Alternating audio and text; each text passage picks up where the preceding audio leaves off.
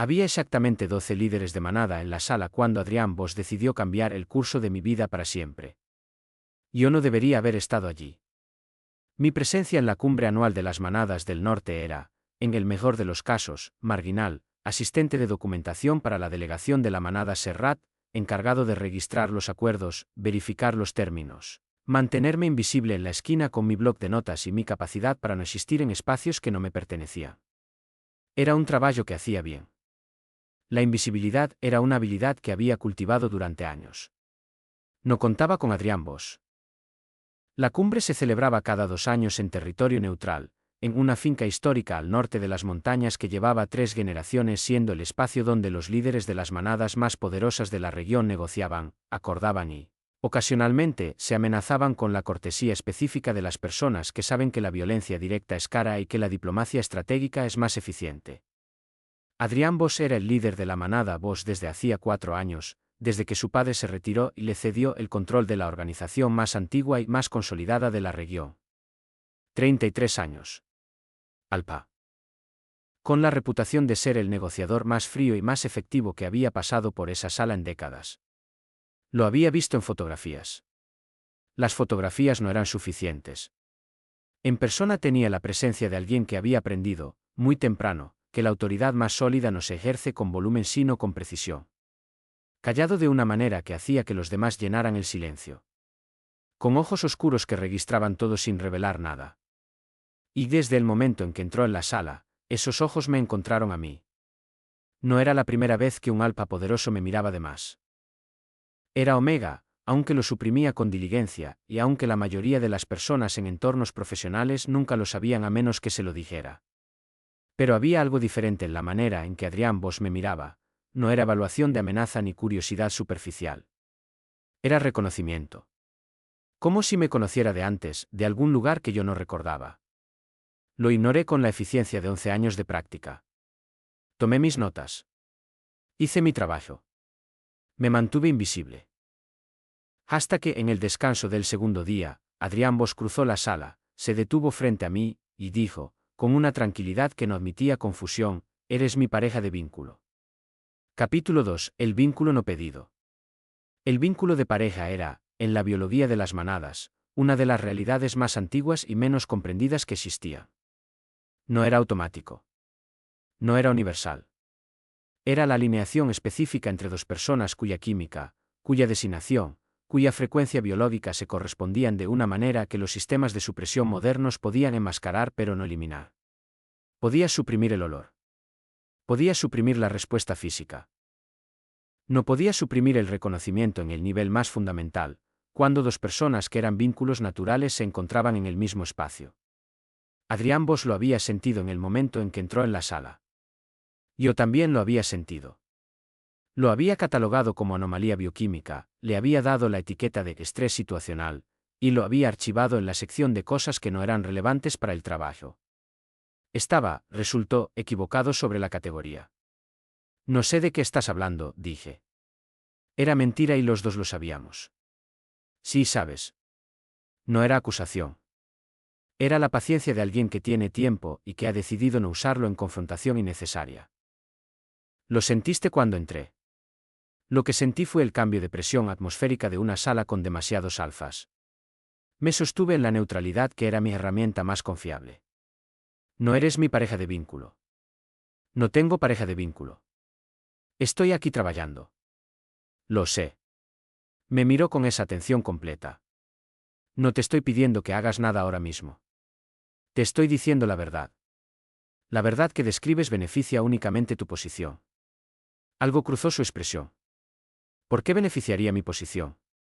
¿Por qué la manada Bosch llevaría 8 años sin un Omega vinculado al liderazgo? ¿Por qué un vínculo de pareja en una cumbre como esta tiene implicaciones políticas considerables? Porque yo soy el asistente de documentación de la delegación Serrat, que es justamente la manada con la que tienes un conflicto territorial abierto desde hace 3 años. Sostuve su mirada. ¿Quieres que continúe? Me estudió durante un momento. Y entonces, sorprendiéndome completamente, tienes razón en todo eso. Perdón. Tienes razón en que hay implicaciones políticas. Tienes razón en que el contexto es complicado. Tienes razón en que tenías motivos para ser escéptico. Una pausa. Nada de eso cambia lo que es biológicamente verdad. Pero entiendo por qué preferirías que no lo fuera. Lo miré durante un momento largo. ¿Qué quieres de mí? Nada que no quieras dar. En este momento, solo que lo sepas. Se preparó para alejarse. El resto lo decides tú. Volvió a la sala de reuniones. Yo me quedé en el corredor con las notas en la mano, la certeza de que los 2 días restantes de la cumbre iban a ser los más complicados de mi carrera. Capítulo 3. 2 días. Intenté rechazarlo. No de manera dramática. Lo rechacé de la única manera que sabía hacerlo, con distancia profesional, con la invisibilidad que era mi especialidad, con la determinación de que si ignoraba suficientemente algo, ese algo eventualmente dejaba de existir como problema activo. El problema con esta estrategia era Adrián Bosch. No me presionó. No insistió. No usó su posición en la cumbre para crear situaciones donde el contacto fuera inevitable. Lo que hizo, con una paciencia que yo encontraba simultáneamente admirable e irritante, fue simplemente existir en el mismo espacio de una manera que hacía imposible ignorar completamente que existía. Era difícil de describir con precisión. Era la manera en que, cuando coincidíamos en los espacios comunes, me daba suficiente espacio para respirar pero no tanto que pareciera indiferencia. La manera en que, en las sesiones de la cumbre, su posición en la sala nunca era casual, siempre podía verme, pero nunca de una manera que creara presión visible. Me di cuenta en algún momento del primer día de intentar ignorarlo, alguien que entendía exactamente lo que estaba haciendo y por qué, y que había decidido que la respuesta correcta era darme el espacio para procesarlo en mis propios términos. El segundo día, durante el descanso de la tarde, me encontré en la biblioteca de la finca buscando precedentes históricos de vínculos de pareja en contextos diplomáticos, no por ninguna razón práctica, me dije, sino por curiosidad académica, cuando él entró. Se detuvo cuando me vio. Consideró la situación. Y en lugar de entrar, se apoyó en el umbral y dijo, ¿quieres que me vaya? Es una biblioteca neutral. Sí. Pero si prefieres el espacio, me voy. Lo miré. ¿Por qué haces eso? ¿Qué? Preguntar. Dar opciones. Hice un gesto vago. Los alfas en tu posición no suelen hacer eso. Los alfas en mi posición suelen tomar lo que quieren y llamarlo decisión.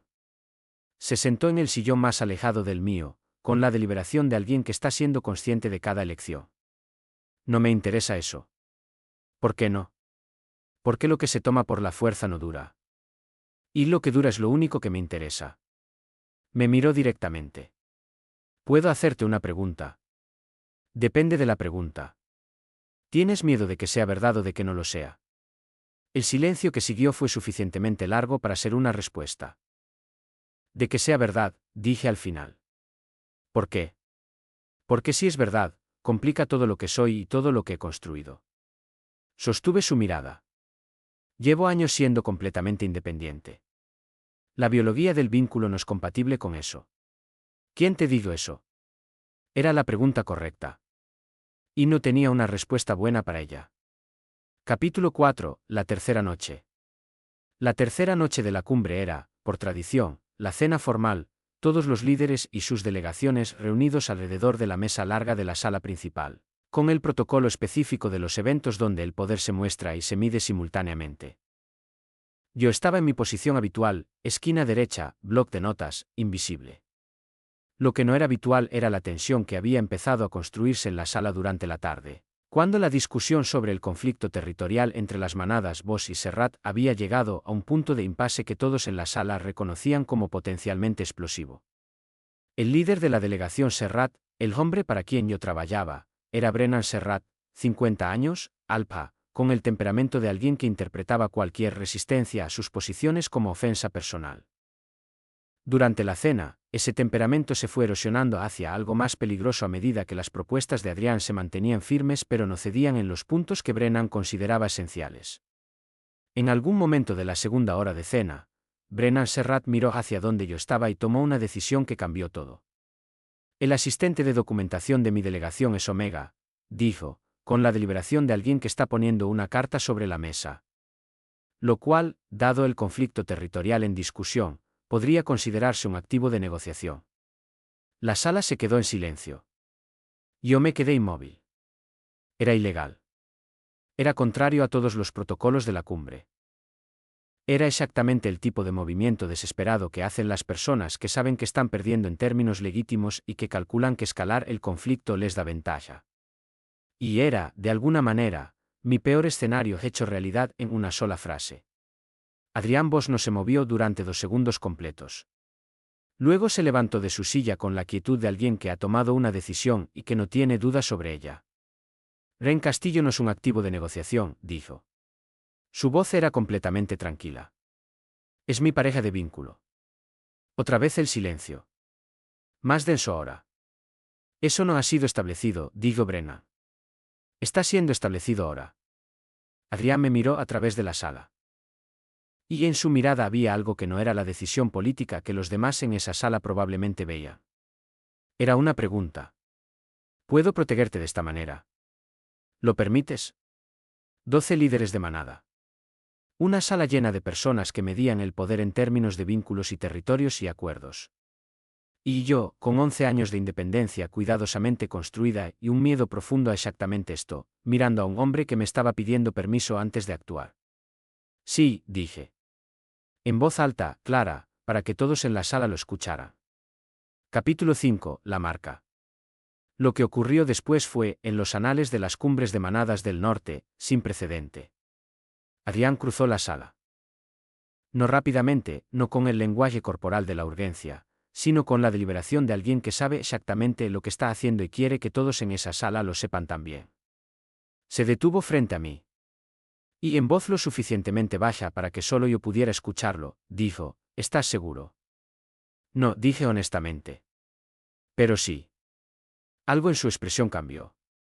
No victoriosamente. Con el peso de alguien que entiende la magnitud de lo que está recibiendo. La marca de vínculo no era violenta ni dolorosa de la manera que las historias más dramáticas describían. Era un contacto en el punto donde el cuello se une al hombro, donde la biología de los omegas y los alfas vínculos tenía su punto de resonancia más alto, que en el contexto correcto activaba el reconocimiento mutuo de una manera que era permanente e inequívoca. Frente a 12 líderes de manada, Adrián Bosch me marcó. Y lo que yo sentí no fue pérdida de independencia, ni capitulación, ni ninguna de las cosas que había temido durante años que significaría ese momento. Fue algo más parecido al reconocimiento que él me había descrito el primer día, la sensación de que algo que había estado levemente desalineado durante años encallaba por fin en su lugar correcto. No era magia. Era biología. Pero era real. Brennan Serrat abandonó la cumbre esa noche. Con él se fue la propuesta de convertirme en activo de negociación, que sin su presencia no tenía quien la sostuviera. Lo que quedó en la sala, cuando el polvo de la situación se asentó, fueron 11 líderes de manada procesando lo que acababan de presenciar y las implicaciones de un vínculo establecido públicamente entre el líder de la manada Bosch y el asistente de documentación de la delegación que había venido como su adversaria. Era, políticamente, complejo. Era también, de maneras que yo todavía estaba procesando, exactamente lo que necesitaba haber pasado. Capítulo 6. Después de la sala. Esa noche, cuando la cumbre había pasado al estado de conversaciones informales y el evento más significativo del día había sido absorbido por todos como la nueva realidad, Adrián y yo nos encontramos solos por primera vez desde que todo cambió. Estábamos en el jardín exterior de la finca, con la montaña oscura al fondo y el frío de la noche haciendo que el silencio tuviera textura. Podías haber dicho no, dijo. Lo sé. En serio. Habría encontrado otra manera de manejar la situación con Brennan. ¿Qué otra manera? Una pausa. No sé. Pero la habría encontrado. Lo miré. Habrías encontrado una manera que no implicara exponer públicamente lo que eres para protegerme. El silencio que siguió fue su respuesta. Adrián. Era la primera vez que usaba su nombre. Lo noté. Él también lo notó. ¿Por qué lo hiciste de esa manera? Podías haber intervenido sin establecer el vínculo públicamente. Podías haber usado tu posición para invalidar la propuesta de Brennan sin hacer lo que hiciste. Sí. Entonces, ¿por qué? Me miró con esa atención directa que ya reconocía como su manera de decir que lo que seguía era verdad sin adornos. Porque llevaba 3 días sabiendo que eras mi pareja de vínculo y viendo cómo lo rechazabas, y lo rechazabas por razones legítimas y yo las respetaba. Pero cuando Brennan te puso sobre la mesa como si fueras un objeto de negociación, algo en mí decidió que había un límite.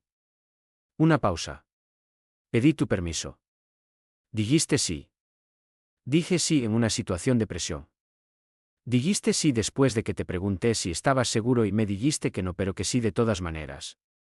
Sus ojos no se apartaron de los míos. Eso no es coerción. Eso es una persona tomando una decisión compleja en un momento difícil. Conozco la diferencia. Lo consideré. ¿Y ahora qué? Ahora nada que tú no quieras que sea. Se sentó en el banco de piedra junto al jardín con la postura de alguien que no tiene prisa. La marca es real. El vínculo es real. Pero lo que construimos alrededor de eso, si construimos algo, es completamente tuyo para decidir. Incluyendo no construir nada. Incluyendo eso. Una pausa. Aunque espero que no sea lo que elijas. Me senté a su lado, no porque hubiera decidido nada todavía, sino porque el frío de la noche y la solidez de él y el peso de lo que acababa de cambiar hacían que estar de pie se sintiera menos estable que estar sentado. Tengo miedo, dije. Lo sé. No de ti específicamente. Del concepto. De lo que significa dejar de ser solo yo. Entiendo eso. Su voz era tranquila. Yo también le tenía miedo. Le tenías miedo al vínculo. Le tenía miedo a encontrarlo, dijo. A que existiera una persona cuya presencia cambiara mis cálculos sobre todo. Eso asusta. ¿Y ahora? Ahora estoy sentado en el frío de noviembre con esa persona y el miedo sigue ahí, pero ya no es el argumento más fuerte que tengo. Capítulo 7. El regreso. La cumbre terminó al día siguiente con la resolución, provisional pero real, del conflicto territorial entre las manadas Boss y Serrat, que sin Brennan presente avanzó con una velocidad que decía que el obstáculo principal había sido siempre él. Yo firmé los documentos finales de documentación en mi capacidad oficial, que nadie cuestionó aunque la situación de la noche anterior había cambiado fundamentalmente mi relación con la delegación que representaba. Era uno de esos momentos donde los protocolos formales y la realidad nueva coexisten brevemente antes de que la realidad nueva los reemplace. Adrián me ofreció transporte de regreso a la ciudad en el coche de la manada Boss.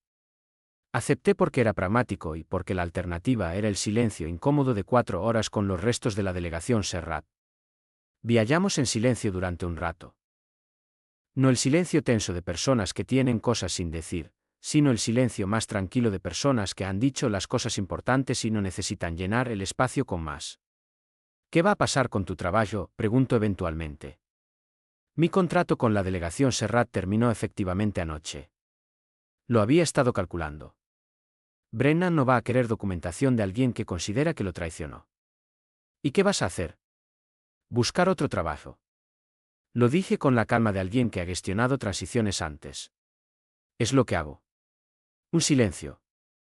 Hay una posición en la organización Boss. Lo miré. No. ¿Por qué no? Porque aceptar trabajo de ti en este momento diluiría cualquier decisión que tome sobre lo demás. Necesito que esas dos cosas sean separadas. Me miró durante un momento. Tienes razón. Lo sé. Una pausa. Pero gracias. Por el trabajo, por entender por qué dijiste no. Por lo segundo. Llegamos a la ciudad cuando el sol estaba bailando.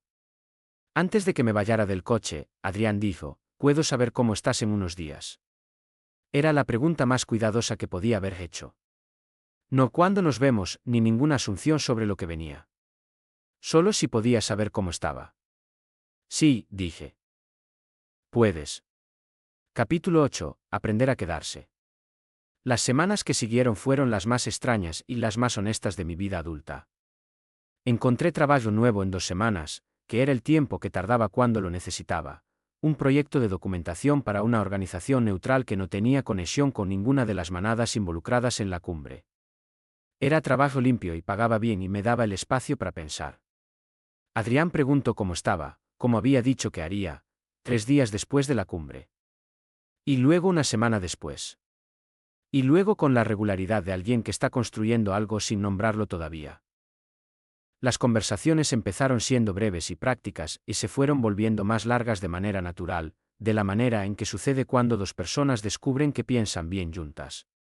Hablábamos sobre el trabajo, sobre la política de las manadas, sobre los libros que leíamos y las cosas que nos parecían importantes. Un mes después de la cumbre, nos encontramos en persona por primera vez desde el coche. Era una tarde de diciembre, en una cafetería neutral en el centro de la ciudad, con el frío afuera y el café caliente adentro y la ciudad haciendo su vida alrededor de nosotros. ¿Cómo estás realmente?, preguntó. Mejor de lo que esperaba estar. Lo consideré.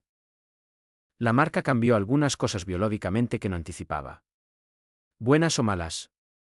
Diferentes. El supresor funciona diferente ahora. Hay cosas que son más fáciles y cosas que son más difíciles. Hice una pausa. Pero no me arrepiento. Ni un poco. Me arrepiento de las circunstancias. De que fuera en una sala con 12 personas en lugar de en algún lugar más privado. Lo miré. No me arrepiento de ti.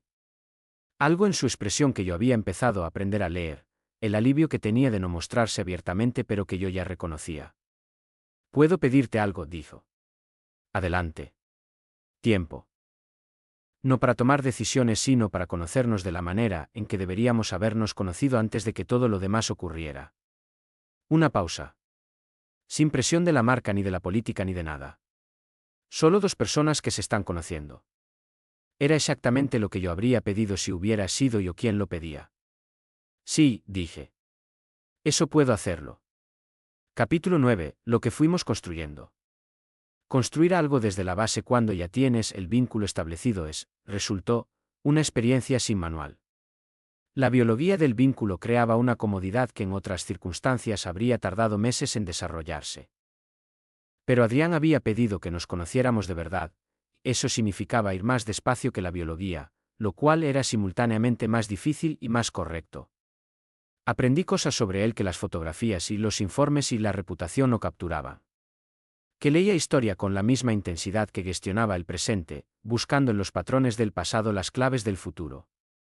Que tenía una hermana menor que era la persona en el mundo a quien más respetaba y que lo desafiaba con una libertad que pocos se permitía.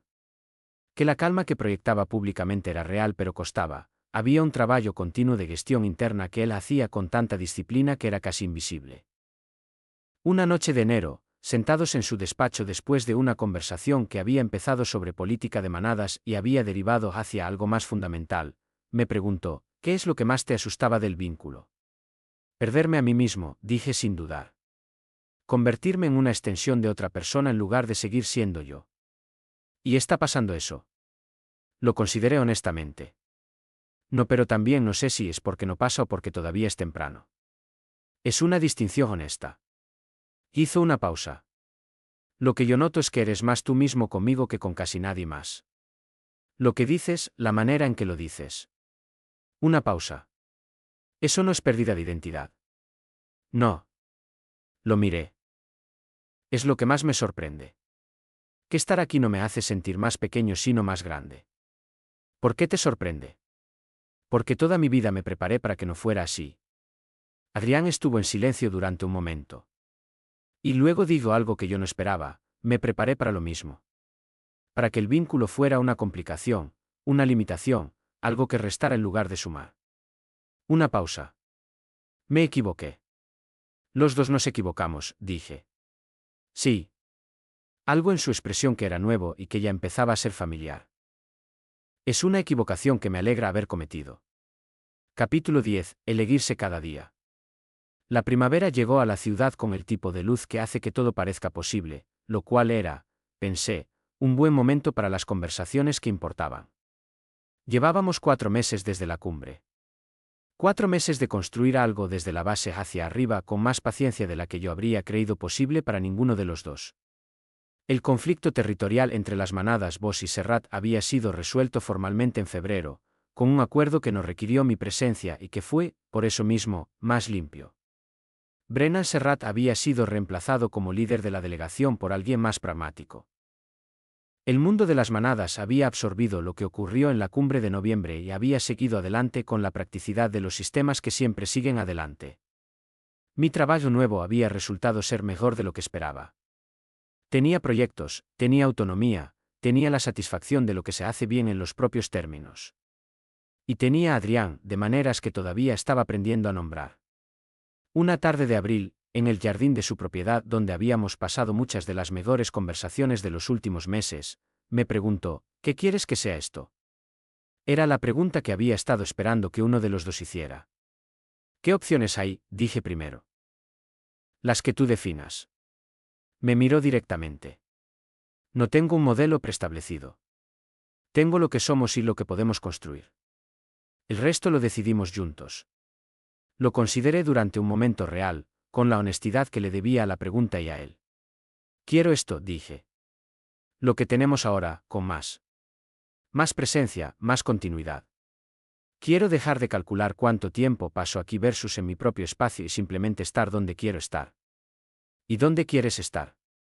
Aquí. Con frecuencia. Sostuve su mirada. No todo el tiempo, porque sigo necesitando ser yo mismo con independencia. Pero aquí, de manera que no sea provisional. Eso es lo que quiero también. Su voz era tranquila con el peso de algo que llevaba tiempo siendo verdad. Quiero reclamarte de manera completa, si tú quieres. No como posesión ni como política. Como elección. Ya me marcaste frente a 12 líderes de manada, señalé. ¿Qué queda de reclamar? Una pausa. Algo que era casi una sonrisa. Pedirte que me elijas tú también.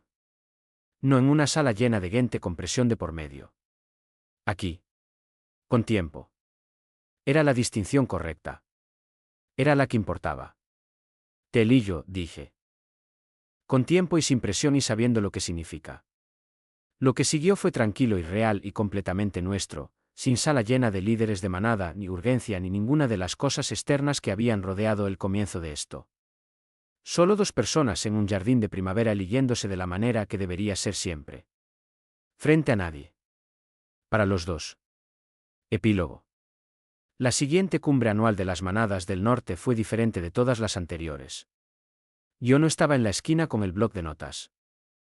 Estaba en la mesa, en la posición que Adrián había construido en los meses intermedios, no su representante ni su extensión, sino el director de documentación y acuerdos de la delegación Bosch, un rol que era mío en términos reales y que reconocía lo que yo hacía bien en lugar de pedirme que lo hiciera invisible. Brennan Serrat no estaba en la sala. Su sucesor me saludó con la cortesía formal de quien conoce la historia y ha decidido comenzar desde cero. Los 11 líderes que habían estado presentes la vez anterior me miraron con la variedad de expresiones que correspondía a personas que habían procesado durante un año lo que significaba lo que habían visto, desde la aceptación pragmática hasta la curiosidad genuina. Adrián entró a la sala con la misma presencia de siempre. La diferencia era que esta vez, cuando sus ojos me encontraron, no era el reconocimiento de algo nuevo. Era el reconocimiento de algo establecido, construido, real. Durante el primer descanso, Lira, la líder de la manada del sur que llevaba 20 años en esas cumbres y que era la persona con más perspectiva histórica en la sala, se acercó a mí con una taza de café y dijo: el año pasado pensé que lo que ocurrió en esta sala iba a ser un desastre diplomático. ¿Y ahora?, pregunté. Ahora pienso que fue lo más interesante que ha pasado en esta cumbre en 2 décadas. Me miró con la evaluación directa de alguien que no tiene tiempo para rodeos. ¿Eres feliz? La pregunta me tomó por sorpresa por su directness. La consideré con la honestidad que merecía. Sí, dije. De una manera que no esperaba que fuera posible hace un año. Bien. Tomó su café. El mundo de las manadas necesita más personas que sean felices de maneras que no esperaban. Se fue. Adrián apareció a mi lado un momento después, con la pregunta silenciosa de siempre: ¿estás bien? Estaba bien. Más que bien. Había llegado a esta sala un año antes intentando ser invisible y había salido de ella con algo que no había buscado y que resultó ser exactamente lo que necesitaba. No todos los comienzos se eligen. Pero todos los días que vienen después, sí. Y eso, al final, era lo único que importaba.